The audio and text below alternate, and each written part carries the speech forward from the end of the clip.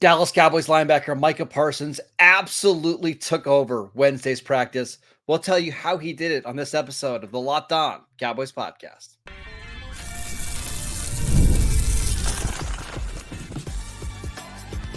You are Locked On Cowboys, your daily Dallas Cowboys podcast. Part of the Locked On Podcast Network, your team every day. Welcome back to the Locked On Cowboys podcast, part of the Locked On Podcast Network, your team every day. We'd like to thank you for making us your first listen of the day. Today's episode is brought to you by Gametime. Download the Gametime app, create an account, and use promo code LOCKEDONNFL for $20 off your first purchase. Terms apply.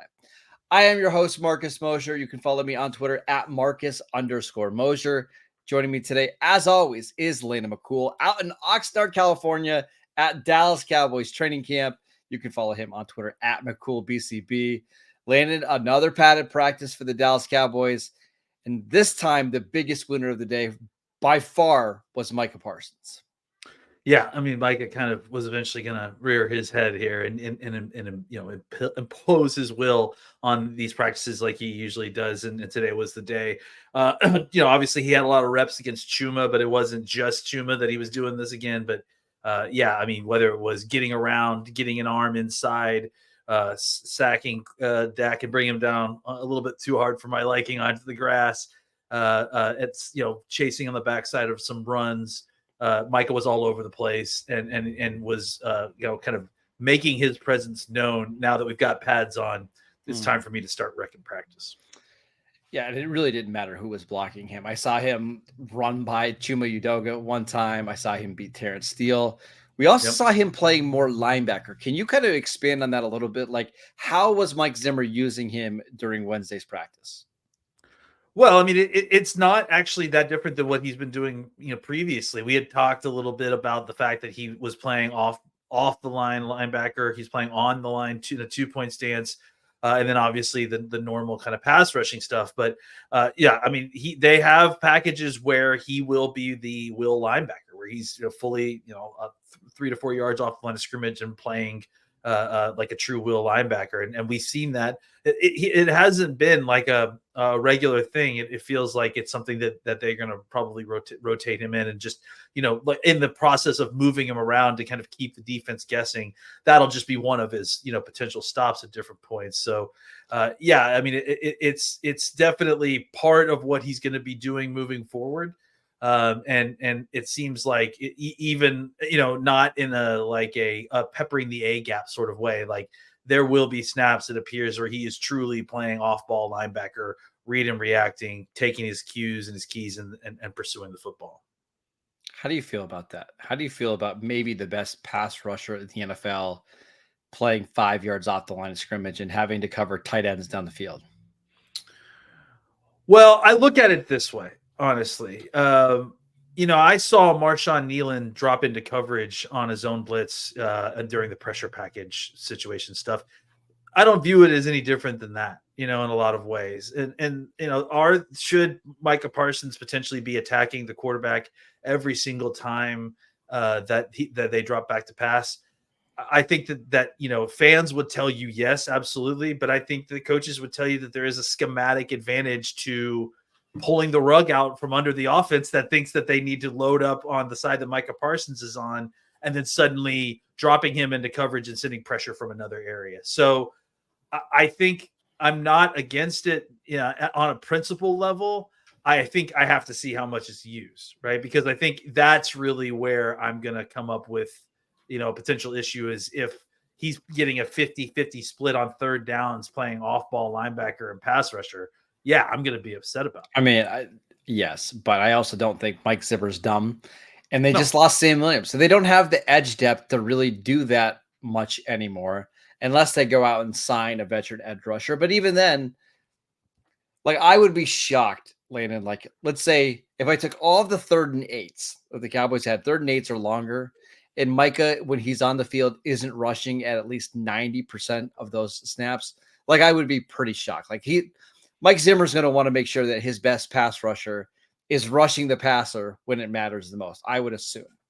Yeah, I mean, I think let's also keep in mind that Mike Zimmer is going to blitz a lot more than the last 2 or 3 defensive coordinators that we've had.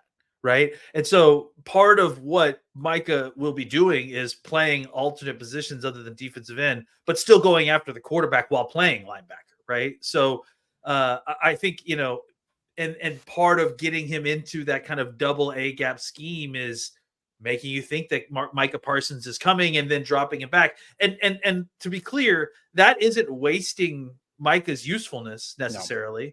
That's actually leveraging Michael's usefulness into providing opportunities for other players and creating misdirections in the defense. So as long as we're on that kind of front and not in a, we're trying to get Micah Parsons into coverage on third down, on a regular basis situation, I think I'm okay with it. And I think we need to see how it gets deployed and how it gets used. Yeah, I think so as well. I want to ask you about Marshawn Kneeland. You brought him up. Have you noticed him at all over there? I mean, how do you think he's looked so far? Oh, I think he's looked really great. I mean, unfortunately, I guess we haven't had a chance to talk about him, but I think especially the first few days, he's just a really hard guy to block. I have to tell you this story. It's really funny. I had dinner last night with Sean Kershner, who a lot of you guys know as Rabble Rouser, right? From the old Blogging the Boys day. And we were talking about Kneeland, and I swear to you, I described him as a bowling ball, taped up with butcher knives, which is literally how Mike McCarthy this morning described DeMarcus Lawrence. And I think that I think it applies to Kneeland as well, because I just think he's incredibly difficult to block. He's violent, he's explosive, and he has a level of effort. Honestly, the player he reminds me of the most, in play, demeanor, and style, is Tyrone Crawford. He's just so violent and explosive in all his movements, and he's just constantly moving and constantly moving his hands and his feet, and it's tough to kind of. He looks kind of like the Tasmanian devil, it's just tough to kind of get a hand on him, or what I'm saying. So. I think he's looked really good out here. There's been times, he's had some snaps where he's looked like a rookie for sure. But I think as far as, what we normally expect from rookie pass rushers, I think he's shown that he's going to be a guy that's going to be part of this rotation of defensive ends. And I don't think he's going to be a limited, on pass or run downs. I think you're going to be able to use him, as a true backup. I mean, I'm excited to see kind of where he develops from here. But they've even been using him. I saw him reduce down inside as a 3 technique on a couple of these snaps with Micah on the outside of him. So they clearly are trying to find ways to kind of deploy him. And I think he's going to be a guy that they're going to try to find ways to get interesting matchups on. Have there been any other pass rushers that have stood out to you? Because that's one of my concerns, is just the lack of depth on this defensive line. Is there any of the other guys that have caught your attention at all? As pass rushers, I don't know that. I mean, just as overall players, any of the defensive ends in this team.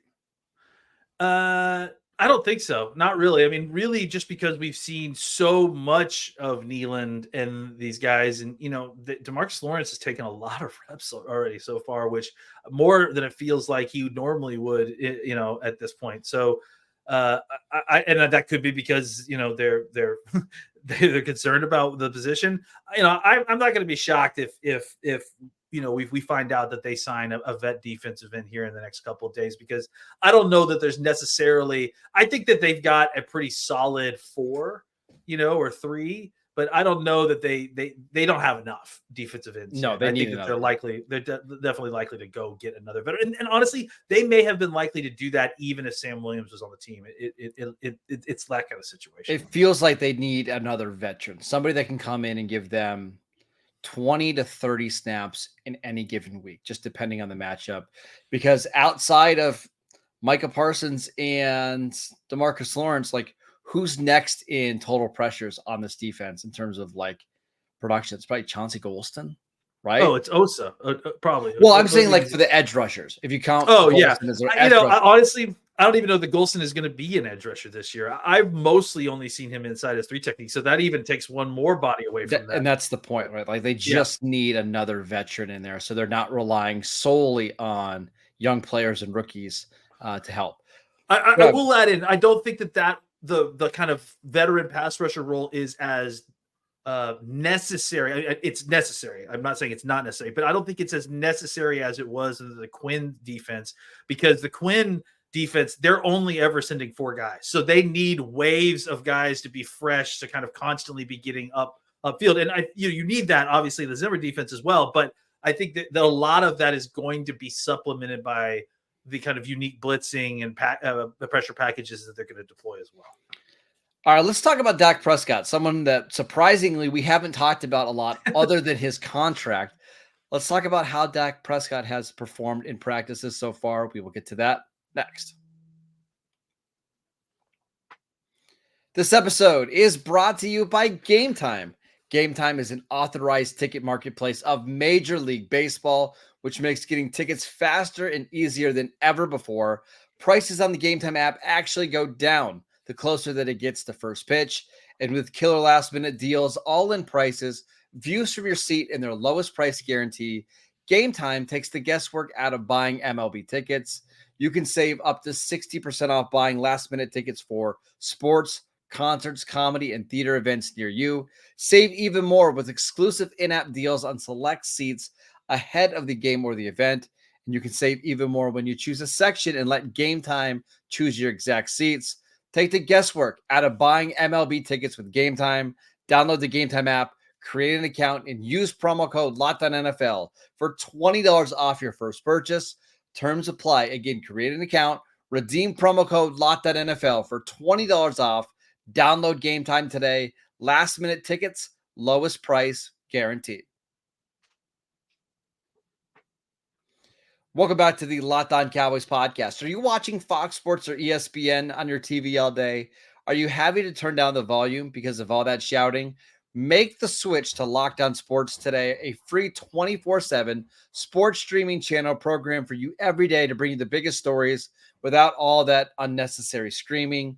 Locked On Sports today brings you can't miss analysis, opinions, and news, streaming 24/7 on YouTube or on the Amazon Fire TV channels app, part of the Locked On Podcast Network, your team every day. All right, Landon, let's talk about Dak Prescott's day today. According to our guy, Todd Archer. Dak Prescott, the quarterback. Yeah, I remember that guy. Yeah. We haven't talked about him a lot. Plays for the Cowboys. Yep, got it. Yeah, believe it or not. 18 of 28 today in team in 7-on-7 drills with 8 touchdown passes, including 3 straight touchdown passes to Jalen's, 2 to Jalen Tolbert, 1 to Jalen Brooks. How did you think Dak looked today? Well, those touchdown numbers really do look good when you're doing a lot of goal line and red zone and gold zone situational stuff. But I the numbers don't lie too. Like, he obviously had some success, right? So, I did a quick Locked On Now before we came on here, and I talked about the wide receivers and how it felt like today was kind of their day in a lot of ways. Mike obviously had an incredible day, but when you're talking about Jalen Brooks, Jalen Tolbert, who had 2, Durden, Tolbert, Turpin, Cooks all had touchdowns today during practice, and all with the first team and all with Dak, and it really shows you that the younger guys, the down roster guys, are kind of taking advantage of their opportunities while CD is away from the team right now. So, but the other side of that obviously is that's all Dak Prescott too, right? Like, he's the guy that's spent all that extra time building chemistry with each one of those guys, with all the kind of off-season work that he does with those wide receivers to kind of get that chemistry. And it really showed up in a situation where they were playing a lot of, like I said, it was a gold zone and red zone, situational work that they were doing at a lot of practice. And that's not a lot of work, a lot of room to operate, right? And Dak was able to find guys on crossing routes. He was able to break the pocket, create, a muddle play situation, find Tolbert in the back of the end zone, and while changing the angles, while getting outside the pocket, just kind of the sort of stuff that we've come to, get used to with Dak. And honestly, it was nice to see so a little bit more, kind of crossing routes, more wide receiver stuff near the goal line, because it was, that was one issue that at times it felt like the Cowboys struggled with was getting the ball into the end zone. They were one of the very best in the NFL, especially early in the season, at moving the ball up and down the field. Where they had struggles at times was kind of finishing things off. And honestly, I still think it was partly part of the issue with this team last year. And I think it was also partly part of the reason that they wanted to get to be more physical. They wanted to get Zeke back was because they wanted to be able to finish drives. They could move the ball well. They needed to find a way to finish drives. And it was encouraging to see them be able to pop into the end zone, not having to use tight ends. They definitely were, but not necessarily relying too much on the run game, but being able to get guys open in routes, even with the condensed space. I think it shows an upgrade in the trust and the kind of chemistry that Dak has, because throwing the ball in those tight windows requires a lot of those things. But I also think it shows a lot of leadership on Dak's part to kind of put in all the work that made that change during the offseason with his kind of trips to Portland and that sort of thing with the rest of the wide receiver core. I want to talk about his wide receiver core that he was throwing to today. Let's start with Luke Schoonmaker. I saw him score a touchdown. I believe it was in the red zone drills on like a seam route. There was a 7-on-7 touchdown that he had. I think he had a drill in the goal line as well where he caught a pass. Yeah. It seems like he's moving pretty well. He doesn't look like somebody who is coming off an injury. Again, we'll see if he can ever live up to the second round, draft capital, but it does seem like early on in camp, he's had a relatively nice day. Yeah. He's a big body. And I think that's the thing that people kind of forget about, in relation to kind of Ferguson and really even John Stevens Jr. John Stevens Jr. is very tall, but as far as like big, broad-shouldered target and really in the red zone, I do think that Schoon's going to get some work there because he's an easy guy to throw the ball to. He can box out defenders with his frame. And he's moving.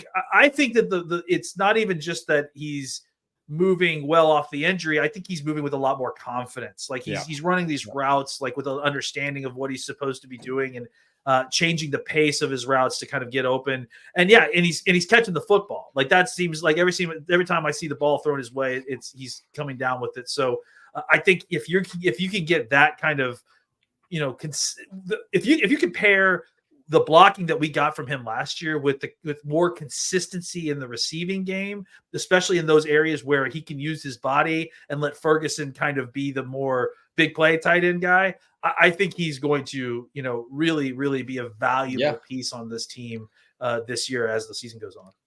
He's also somebody that I think needs to play a lot in the preseason, but I'll also understand if the Cowboys don't play him a lot in the preseason because there's a lot of injury history there. Maybe you just try to get him to the regular season, manage his reps in training camp, and we'll see. But he is somebody I'm excited about. Another receiver that I'm excited about, Kevontae Turpin. It seems like every day Turpin's making some kind of play. I saw a catch that he had from Dak Prescott today that was unbelievable. It seems like he's really improved as an overall receiver in the last 2 years.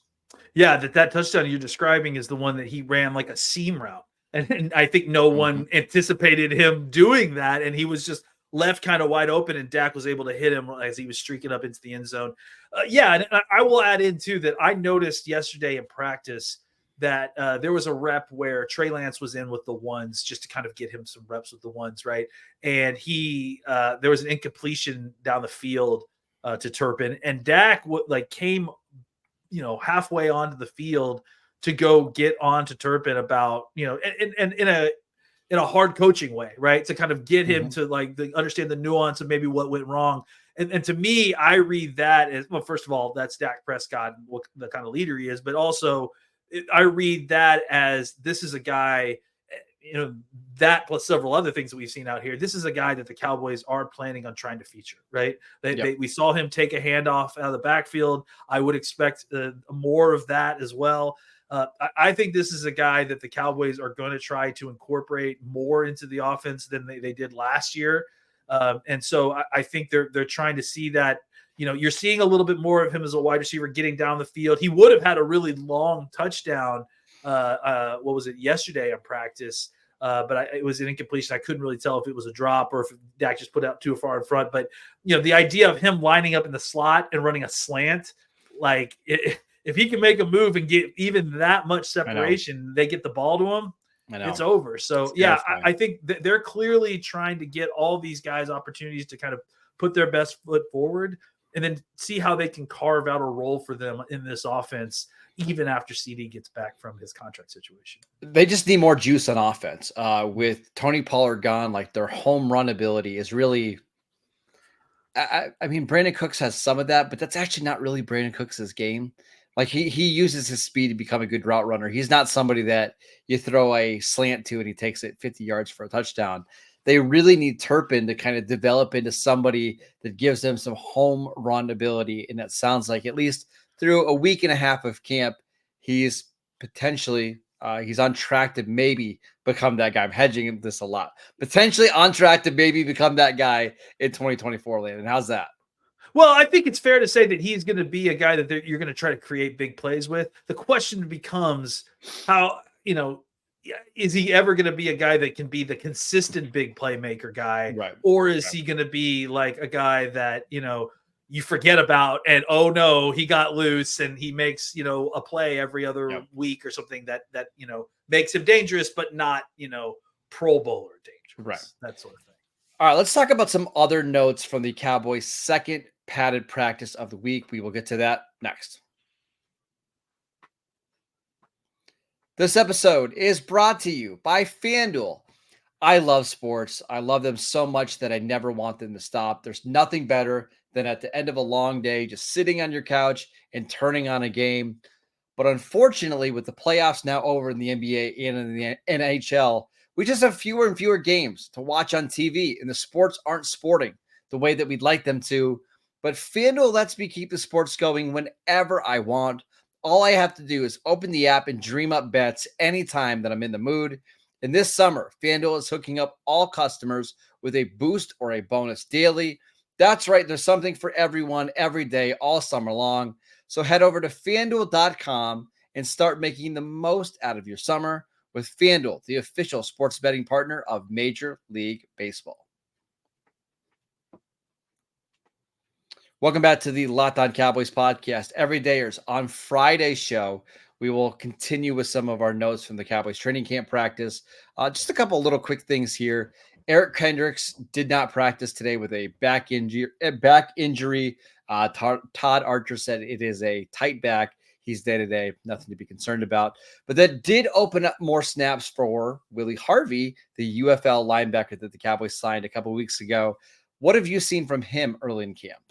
Well, he had a big pick against Trey Lance, and he's been active.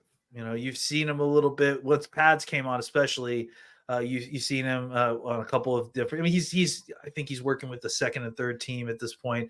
But you're seeing him, make a play here and there, make a tackle.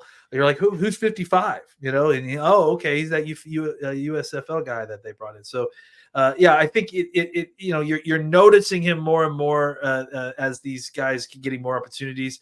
And another guy that got more opportunities today that I thought also played well was Damone Clark. Again, that's 2 days in a row.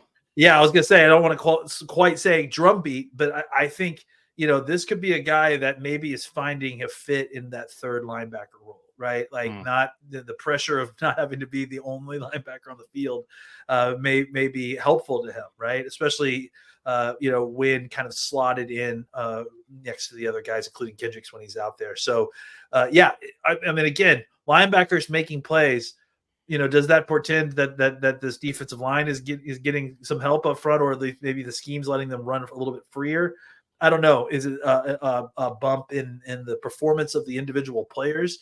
It could be that as well, but I will say that it feels like the linebacker play, the 3 days that I've been out there has been upgraded in a lot of ways, especially I'll say in the run game, especially. Yeah. A couple other guys I wanted to ask you about. Izzy Makamu.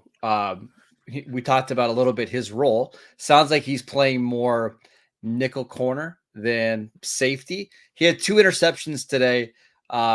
Again, this is another day where I thought he had a good practice. What did you see?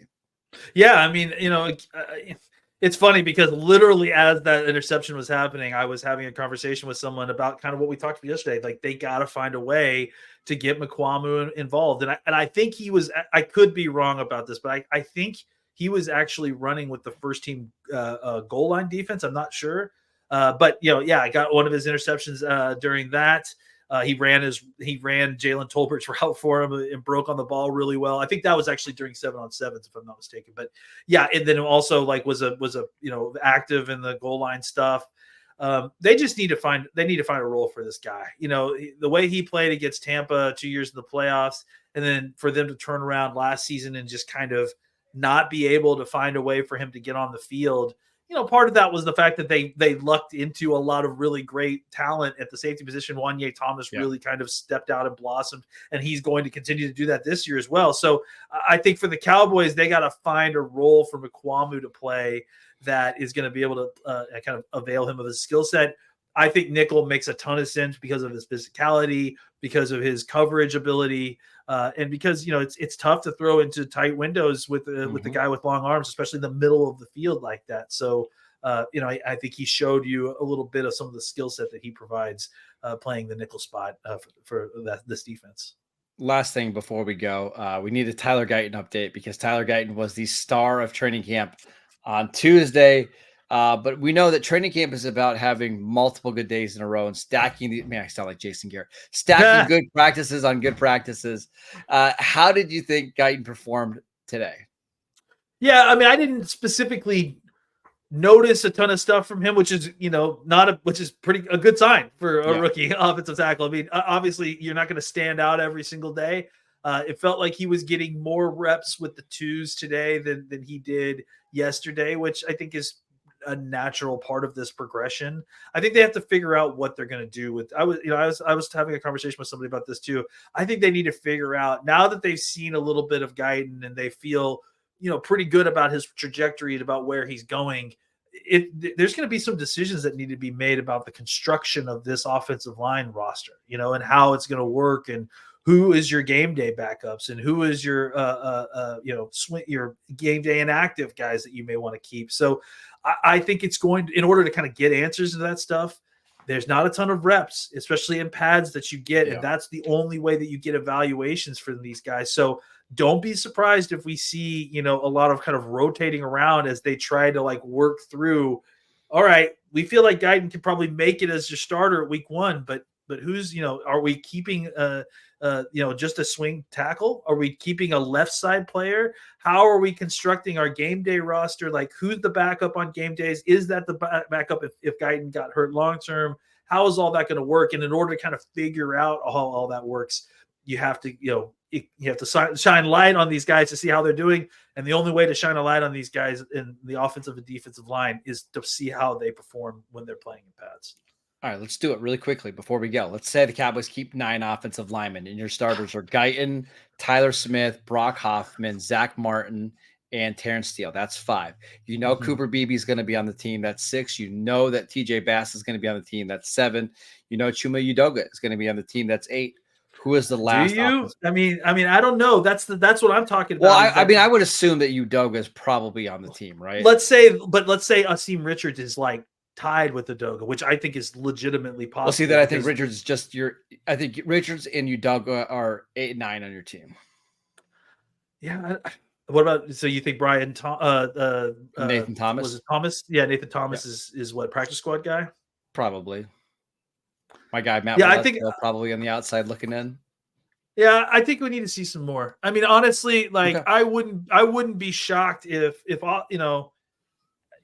maybe you do keep Udoga like early in the few weeks, but if Ty goes to runner and Awesome Richards is playing really well, maybe you go back to having a left side, right side backup situation, right? Or maybe you have Awesome as your game day swing for guard and tackle on both sides, and then you have an actual left tackle that is your primary backup. I think there's a couple different ways to do this, but I wouldn't guarantee necessarily that Udoga is definitely on this team. I would say he's probably on this team week 1, but I don't know that if he can guarantee it for the whole season. The Josh Ball dream is dead. I mean, whose dream was it? It's him and his family. Yeah, I haven't really even noticed him. He's working with the 3rd team, and I don't think he's part of this. All right. Yeah. All right, that is it for today's show. What a depressing way to end the show. You can go follow us on YouTube.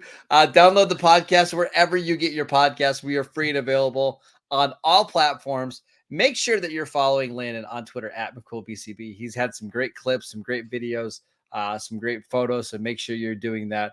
I'm at Marcus_Mosier, and we will see you right back here tomorrow.